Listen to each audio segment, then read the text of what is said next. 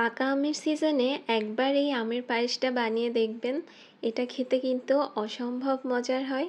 সাধারণ পায়েস তো আমরা সবাই কম বেশি খেয়ে থাকি, কিন্তু এই আমের পায়েসটা খেতে কিন্তু অসাধারণ লাগে। আর এটা বানিয়ে নেওয়া কিন্তু একদমই সহজ, নর্মাল পায়েসের মতোই।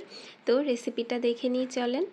তো প্রথমে আমি এখানে একটা বোল নিয়ে নিয়েছি, তার মধ্যে দিয়ে দিচ্ছি 1/4 কাপের মতো চিনি গুঁড়া চাল। চালটাকে আমি 1 কাপ পানি দিয়ে আধা ঘন্টার মতো ভিজিয়ে রাখছি। এখন এদিকে আমি 1 কাপ পরিমাণ আমের পাল্প নিয়ে নিয়েছি, মানে আম ব্লেন্ড করে নিয়েছি 1 কাপের মতো। তারপর চুলায় একটা প্যান বসিয়ে ব্লেন্ড করা আমটা দিয়ে একদম লো হিটে কিছুক্ষণ নাড়াচাড়া করে যে আমের পানিটা থাকবে সেটা একদম শুকিয়ে নিব। 5-6 মিনিটের মতো জাল করে নেওয়ার পরে এটা কিন্তু একদম ঘন হয়ে আসবে। ঠিক সে পর্যায়ে এটাকে আমি নামিয়ে নিব। এই যে ঘন হয়ে এসেছে, দেখে বুঝতে পারছেন। যে চালটা আমি ভিজিয়ে রেখেছিলাম সেটা পরিষ্কার করে ধুয়ে আমি এরকম আধ ভাঙা করে নিয়েছি।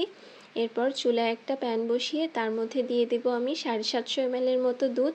দুধটা আগে থেকেই ঘন করা ছিল, এজন্য আমি আর এখানে 1 লিটার দুধ ব্যবহার করিনি। এখন এর মধ্যে 2টা এলাচ, 1 টুকরো দারচিনি অ্যাড করে দিয়েছি। তবে আপনারা চাইলে 1 লিটার দুধ ঘন করে 750 ml এর মতো করে নিতে পারেন। তারপর এটা যখন ফুটে এসেছে এর মধ্যে আমি চালটা দিয়ে দিয়েছি। চালটা দেওয়ার পরে কিন্তু অনবরত নাড়তে থাকতে হবে। এটা এনশিওর করতে হবে যাতে চালের কোনো দলা যেন পেকে না থাকে। খুব ভালোভাবে চালটাকে ভেঙে নিতে হবে এভাবে নেড়ে চেড়ে। তারপর চুলার জাল কিন্তু আমি মিডিয়ামেই রেখেছি, রেখে এটাকে অনবরত নাড়াচাড়া করে চালটাকে সিদ্ধ করে নিয়েছি।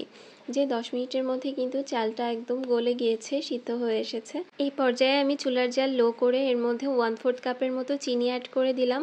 আম যেহেতু অনেকটাই মিষ্টি, এজন্য আমি এখানে চিনির পরিমাণটা একটু কম দিয়েছি। আর এর মধ্যে দিয়ে দিলাম বাদাম কুচি আর 2 টেবিল চামচের মতো গুঁড়া দুধ। আর মিষ্টির পরিমাণটা আপনারা আম কেমন মিষ্টি তার উপর ডিপেন্ড করে দিবেন। এখন এটাকে নেড়ে চেড়ে আরও একটু ঘন করে নিব। লো হিটে প্রায় 4-5 মিনিট জাল করে নেওয়ার পরে এর মধ্যে আমের ওই পাল্পটা দিয়ে দিলাম। চুলার জাল কিন্তু এ পর্যায়ে একদম লোতেই থাকবে। তারপর এটাকে অনবরত নাড়াচাড়া করে আর একটু ঘন করে নিব।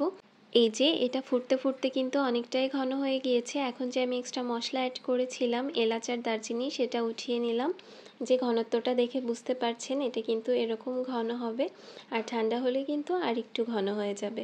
এখন আমি একটা বাটি নিয়ে নিয়েছি, তার মধ্যে সার্ভ করে নিয়েছি এভাবে। উপর থেকে কিছু বাদাম কুচি ছড়িয়ে দিয়েছি। এখানে আমি কাঠবাদাম আর পেস্তা বাদাম দিয়েছি, আপনারা যে কোনো ধরনের বাদামই অ্যাড করতে পারেন।